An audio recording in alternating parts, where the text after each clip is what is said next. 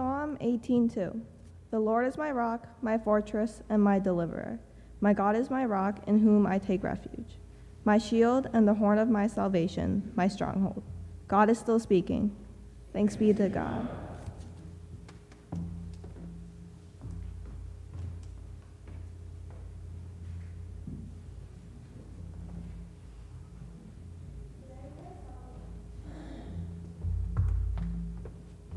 Today we are celebrating the various graduates of our church.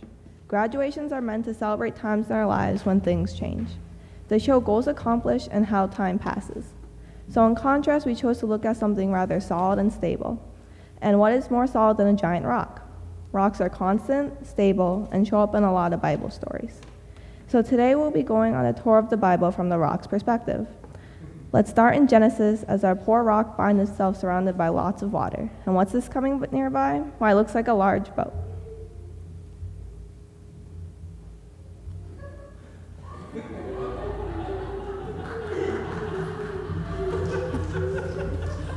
It's my dove! Oh good, it's a sign from God. All right guys, it's time to land. I don't see a lot of land, but you know what? Sign from God, we're landing. 1, 2, 3. What are you doing? We're landing. Where? Right here. In water? You're gonna drown your elephant. And your frogs and worms. It's a sign from God, and it's been 40 days and 40 nights, and this boat is getting smelly and crowded and really smelly, and Mr. Elephant, you needs to go. Alright, how about you try this? So our rock is soon met by Noah on the top of the Mount Ararat, where he and his ark landed.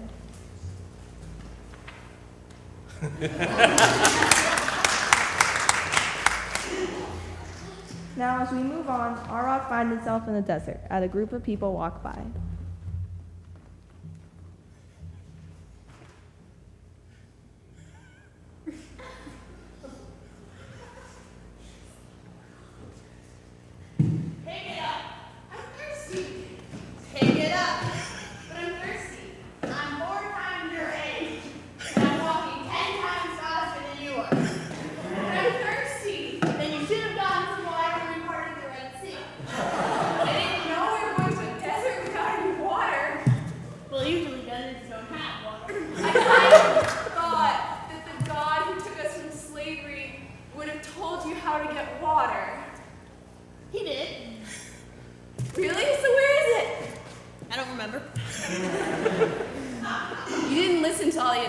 Did you? Potentially. Such a guy. Why are you bringing my man? What are you two arguing about? I'm thirsty. I heard. He thinks there should be water in the desert. Maybe he thinks there should be water to drink, brought by you, for when you cross the desert. Why are you? Because he's thirsty.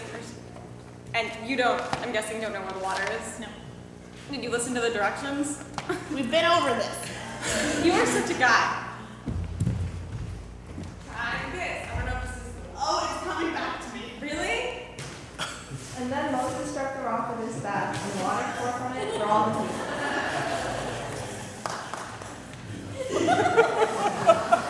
Oh, I believe.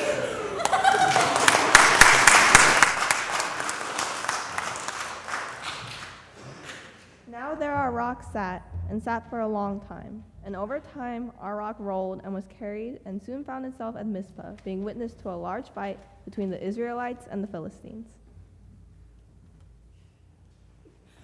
No, Philistines, you shall not defeat us. I will conquer your kingdom. No, because we have God, and you will become weak and lose your power because we have God on our side and you don't. How's that working for you? We prayed, and I sacrificed the lamb, and we prayed more. What is happening over there? I'm coming.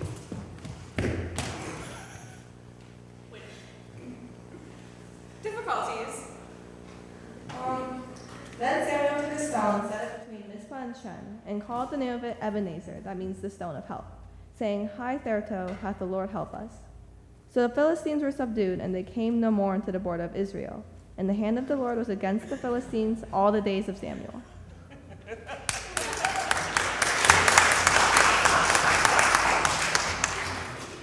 Soon, our rock finds itself near a young shepherd, David, and a city in a state of panic over this giant Goliath.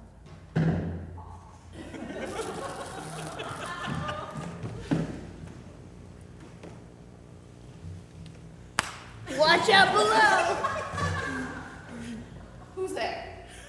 David! Where? Hello!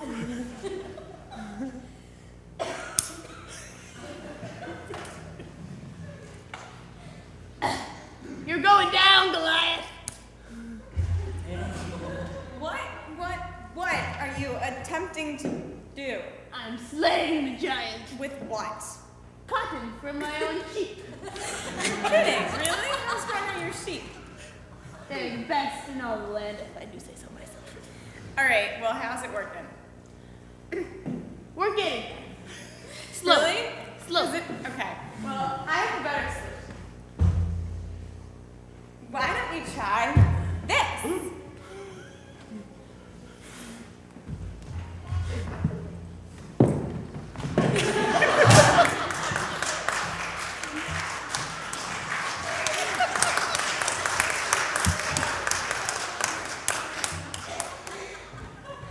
Now, on our last stop, our rock is found in a village looking on a set of blighters.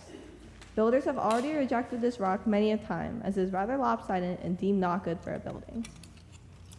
Alright, you ready? Building a church. Building a church. We got this. Building a church. Oh, good angle. Oh, we're doing. Get some more cards. More cards. You know what? There. What are you failing at? We're building the church. Really? Don't you see? No, I don't see. We're making people up. Right there. Did you read the We're directions? gonna. We're on top of this. It's gonna build up. All right, boys. See if you might have found the directions or instructions. One of the two. Nice angle. Really working out. Thanks. A little bit right there. You think maybe we should go talk to her? Maybe. With my hammer. So. Yeah. How's it going? Your angle's working?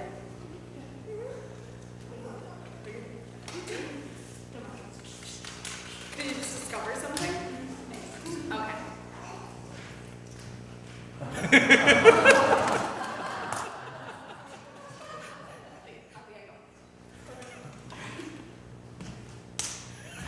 And so the rock that the builders rejected soon became the cornerstone.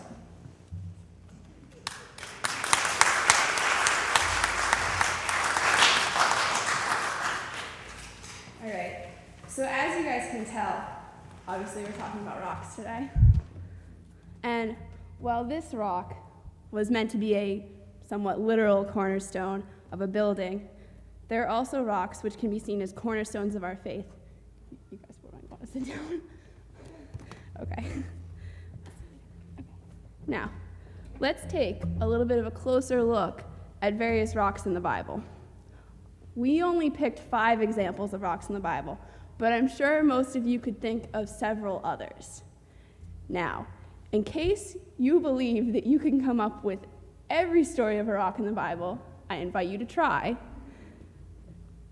According to Bible Gateway, the word rock shows up in the Bible over 100 times, and the word stone over 500 times. So you'll be going for quite a little while. These rocks and stones are sometimes in a very positive way. They build up buildings like the Tower of Babel, or are like the ones in our story and were very helpful. Sometimes they are in less helpful ways, such as building walls that divide people, causing people to be stoned, or causing great temptation. Now, sometimes you might find rocks in your life, both the good and the bad, like the ones in the Bible. Sometimes, as suggested by a certain essayist, the large rocks, which we choose to forego, such as the one that becomes the cornerstone, sometimes over time break up and become pebbles that we later trip over. So, your life, I invite you to think of both. The rocks that you trip over that are rather hard and difficult to manage, and the rocks that are stable and prove to be your trusting foundation. Now, moving on from the pebbles, I hope that you are able to find a foundation of friendship, family, love, faith, and trust that is your rock in life. At least that is what I have found to be the cornerstone of my experience in this church. I have found that while here, everyone who I have known has become part of the rock that is my foundation. You have all supported me and trusted me and helped me to become the person who I am, whether you have known me for my whole life or this is one of the first times you've ever seen me. For this, I would like to thank you all. There are people here who have helped me through times in my life when there are pebbles to go over, people who have simply been there, sometimes to teach me or just to support me through what I love to do. So, thank you for constantly being my foundation and my rock. And I also encourage you to try and become the rock and foundation for others in your lives. And remember to thank those who are yours.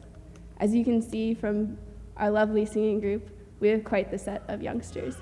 And I hope that as our church grows, we will be able to be a good foundation for them as you were for me. So, thank you all, and I hope that you're able to take some time today to think about various rocks in your life, good or bad, helpful or not, and those that were there to help you through things. Thank you.